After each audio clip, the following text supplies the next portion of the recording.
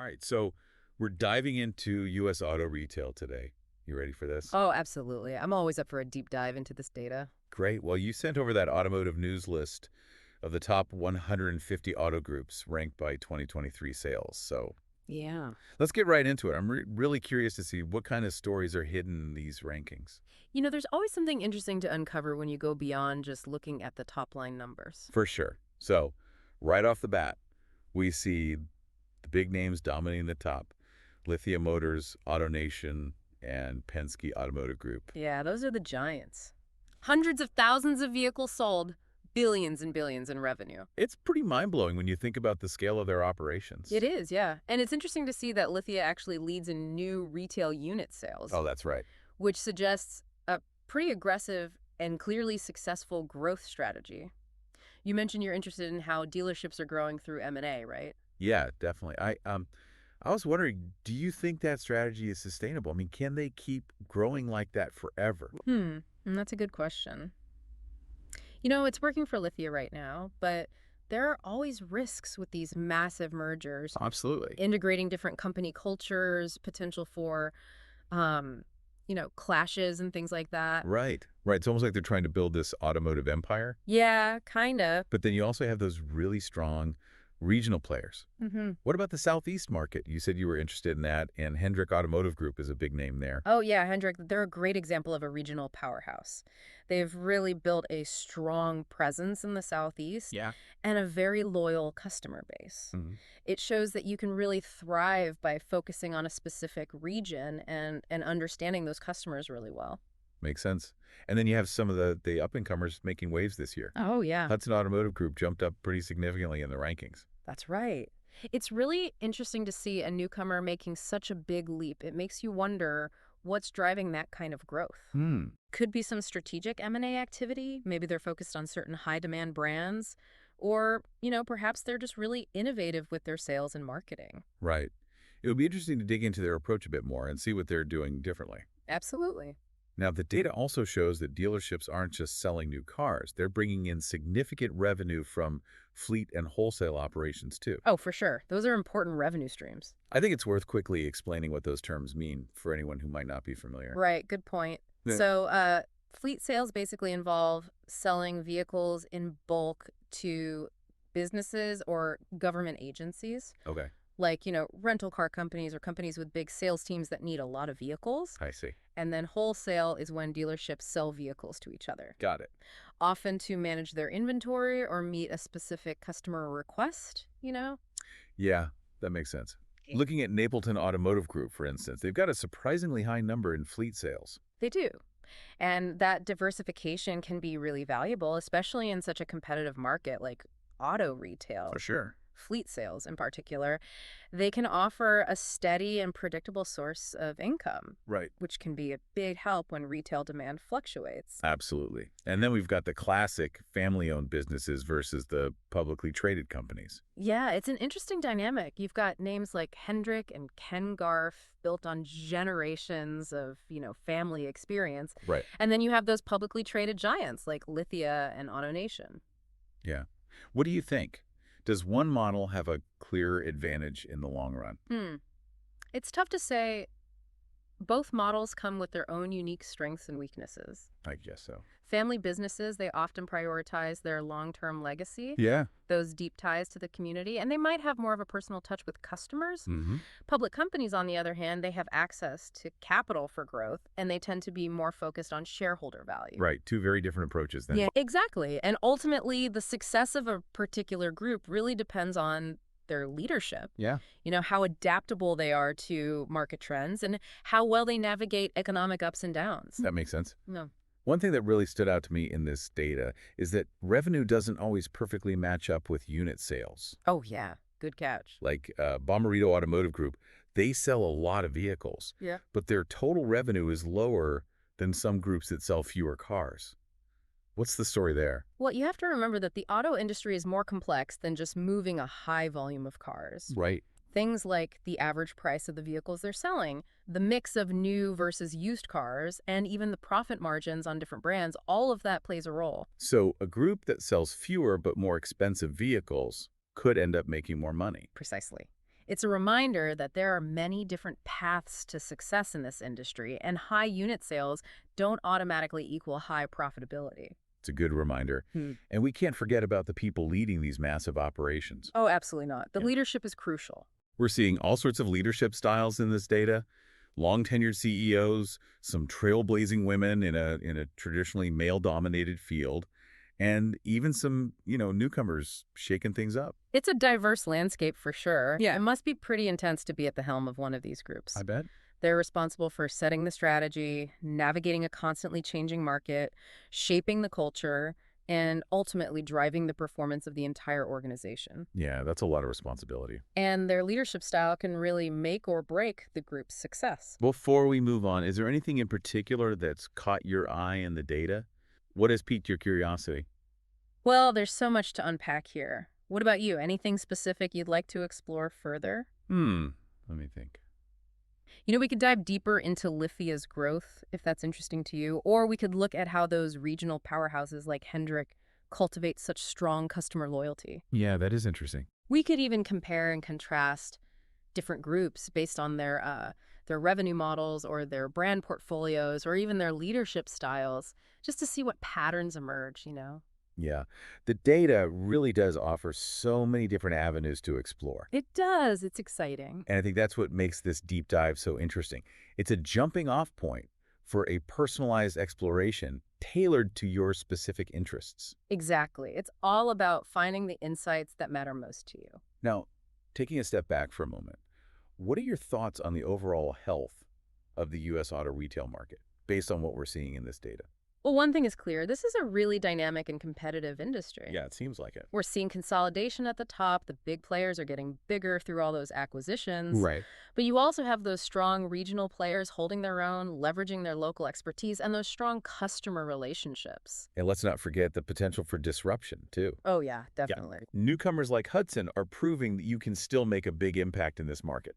Absolutely. It's not a stagnant industry by any means. So what does all of this mean for the future? Where do you see the U.S. auto retail landscape heading in the next few years? Well, that's the million-dollar question, isn't it? It is. And there are some big trends on the horizon that I think are going to play a major role in shaping the industry. Oh, for sure. Electrification is a huge one, obviously. Absolutely. As EVs become more and more popular, dealerships are going to have to adapt. Yeah, they'll need to invest in charging infrastructure, train their staff on the new technology, Right. and find ways to educate consumers about all the ins and outs of owning an EV. And then you have the rise of online car buying. Oh, yeah, that's a big one. More and more people are choosing to buy their cars online. It's definitely putting pressure on dealerships to up their digital game. For sure.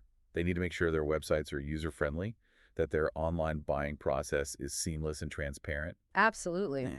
They need to be competitive with those dedicated online retailers. And we can't forget about the changing preferences of consumers, especially the younger generation. Right. They have different priorities. They're less interested in earning a car than previous generations. Yeah, they're more into ride sharing, public transportation, and all those alternative modes of transportation. I think that shift in attitude could have a significant impact on the auto retail market in the long run. Dealerships are definitely going to need to be creative and adaptable to stay ahead of the curve. For sure. They need to find new ways to engage with customers, offer flexible ownership models, and really cater to those evolving needs and priorities. It's going to be interesting to see how it all plays out. It definitely will be. This whole industry is constantly evolving. It never sits still. And that's what makes it so fascinating. This data we've been looking at gives us a really good snapshot of where things stand right now. It does. But it's just a starting point. Exactly. Before we wrap things up, I want to leave you with a thought to consider. Okay. While the numbers are super helpful, it's important to go beyond just the data. I agree. Talk to industry experts, read trade publications, stay up to date on the latest trends and technologies. All of that is important. It all adds to the bigger picture. The more you learn, the better equipped you'll be to navigate the complexities of this market. Absolutely. Knowledge is power, especially in a fast-paced industry like this one. Now, here's a final question to ponder as you continue exploring the world of U.S. auto retail. What role do you think technology will play in shaping the future of this industry? Will we see dealerships transform into these high-tech experience centers? Ooh, that's a good one. Will virtual reality test drives become the norm? Right. Will AI-powered sales assistants guide customers through the buying process? It's amazing to think about all the possibilities. It really is. This industry is ripe for innovation. It's where tradition meets cutting-edge technology, where human relationships intersect with these incredible advancements. It's an exciting time to be following the auto retail market. All right, that's it for our deep dive today. We hope you found these insights valuable and that they've sparked your curiosity to explore this fascinating industry even further. Until next time. Thanks for listening. Are you maybe interested in those different revenue streams, beyond just those traditional retail sales? Yeah, that's definitely something I've been thinking about. Or maybe you're curious about, like, how family-owned businesses compare to those publicly traded companies? Yeah, or maybe it's those different leadership styles. There are so many different approaches. There are. Whatever has caught your attention, let's dig a little deeper. Yeah, let's do it. Like, if you're really intrigued by lithium motors and how quickly they're growing, Right. we could take a closer look at their recent acquisitions. Uh-huh. Maybe see what kind of expansion strategies they're using, Yeah. just to get a better sense of what's driving their success. Okay, that sounds interesting. Or what about those regional powerhouses like Hendrick, for example? Oh, Hendrick, yeah. They seem to have a really strong connection with their customers. They do. It's impressive. It'd be interesting to see how they've built that kind of loyalty. Yeah, we could look at their history, their roots in the community, Mhm. and how they've managed to maintain that strong reputation. We could even like compare different groups side by side. Oh, yeah. Look at their revenue models, their brand portfolios, their leadership styles.